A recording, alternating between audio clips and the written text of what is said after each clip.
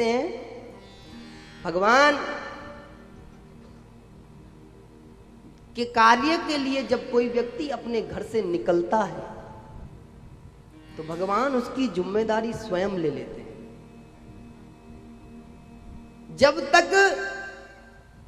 तुम भगवान के कार्य के लिए नहीं निकलते तब तक भगवान आपकी जिम्मेदारी शायद लेते हो या ना लेते हो, अपने को नहीं पता। लेकिन जब तुम भगवान के कार्य के लिए निकल जाते हो तो मैं विश्वास दिलाता हूं कि भगवान आपकी रक्षा, आपकी चिंता स्वयं करते हैं।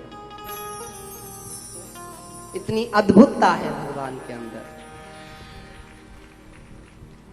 कहते हैं सभी के हृदय में भगवान होते हैं, सभी के। लेकिन उस हृदय को उस लायक व्यक्ति बनाए तो सही। एक प्रसंग मेरे को याद आ रहा है, कथा प्रारंभ करने से पहले आपको सुनाता हूं। उस प्रसंग को, बड़ा सुंदर प्रसंग है। कहते हैं एक बड़े डॉक्टर के पास में एक अद्भुत केस आया। एक छोटी सी बेटी, लगभग मात्र 10 से 11 वर्ष की होगी। तो डॉक्टर ने जब उसको देखा तो वह डॉक्टर हृदय का डॉक्टर था, हृदय का बड़ा स्पेशलिस्ट था। उस डॉक्टर ने आकर के जब डॉक्टर के पास में बेटी गई तो बेटी को देखा तो डॉक्टर ने उसके माता पिता को बताया कि आपकी बेटी का केवल जो रक्तचाप है वो केवल 30% चलता है और इसका यदि मैं ऑपरेशन करूंगा तो इसके बचने के चांसेस बहुत कम हैं। तो वो बेटी इस बात को सुन रही थी कान लगा करके। मात्र 10 से 12 वर्ष की आयु की बेटी थी। जयपुर की सत्य घटना है। वो बेटी डॉक्टर के पास में आई, डॉक्टर साहब का उंगली पकड़ी और डॉक्टर साहब से कहा कि डॉक्टर साहब आप मेरा ऑपरेशन बड़े मन से करना और आप मेरे शरीर की चिंता नहीं करना। जब मेरा ऑपरेशन करते वक्त आपके हाथ थोड़ा बहुत कांपे ना और लगे आपको कि मेरी श्वास रुक रही है या आप मेरे ऑपरेशन को करने में सफल नहीं हो रहे हैं तो आप एक बार मेरी तरफ से भगवान से प्रार्थना जरूर करना। और मैंने सुना है कि भगवान सबके हृदय में वास करते हैं। बोले आप निसंकोच भाव से आप ऑपरेशन कीजिए और देखो मैं तो भगवान की हूं। यदि बच गई तो भी भगवान की रहूंगी और चली गई तो भी भगवान के पास ही जाऊंगी।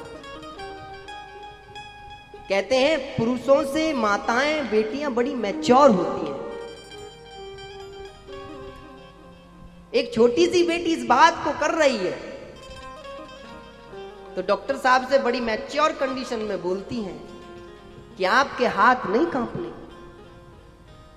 डॉक्टर साहब उस बेटी को देख रहे हैं कि ये बेटी बोल रही है। और मैं जानता हूं आज तक जितने भी ऑपरेशन मैंने इस कंडीशन में करे हैं वो कोई भी ऑपरेशन आज तक सफल नहीं हुआ है। वो जानते हैं अब से 3 से 4 घंटे बाद ये बेटी अपना शरीर छोड़ चुकी होगी। लेकिन डॉक्टरों की एक आदत होती है, वो अपने आप में विश्वास रखते हैं। वो जानते हैं हम हार जाएंगे लेकिन फिर भी वो लड़ते हैं। अब साहब ऑपरेशन थिएटर में बेटी को ले जाया गया। लगभग 60 वर्ष के डॉक्टर हैं। बेटी को ऑपरेशन की टेबल पर लिटा दिया है। धीरे धीरे शरीर से ऑपरेशन की प्रक्रिया प्रारंभ हुई है। हृदय का ऑपरेशन होना प्रारंभ हुआ है। धीरे धीरे बेटी की श्वास रुकती है और अचानक से जब स्थिति ये हो जाती है कि बेटी जाने वाली होती है तो डॉक्टर की आंखों में आंसू आने लग जाते हैं, क्योंकि बेटी का जो मुख है ना वो बड़ा मासूम है। आंखों से बेटी के आंसू आ रहे हैं। ऑपरेशन की स्थिति में शरीर काम कर रहा है लेकिन धीरे धीरे धीरे धीरे बंद हो रहा है। अब जैसे ही अंतिम समय की स्थिति आई, डॉक्टर साहब कहते हैं प्रभु बिटिया कह रही थी कि आप सबके हृदय में वास करते हो।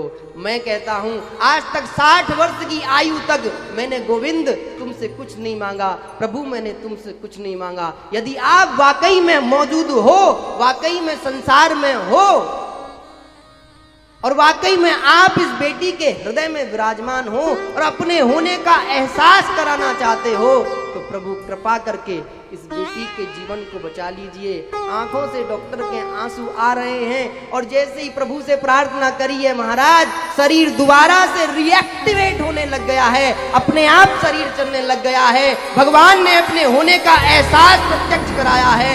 डॉक्टर घुटने डाल करके बेटी के सामने बैठता है, देखता है जो काम में 60 वर्ष की आयु तक नहीं कर सका, भगवान ने चंद पल की प्रार्थना में कर लिया। महाराज ये मेरे प्रभु की अद्भुत कृपा है, अद्भुतता है मेरे ठाकुर, अद्भुतता।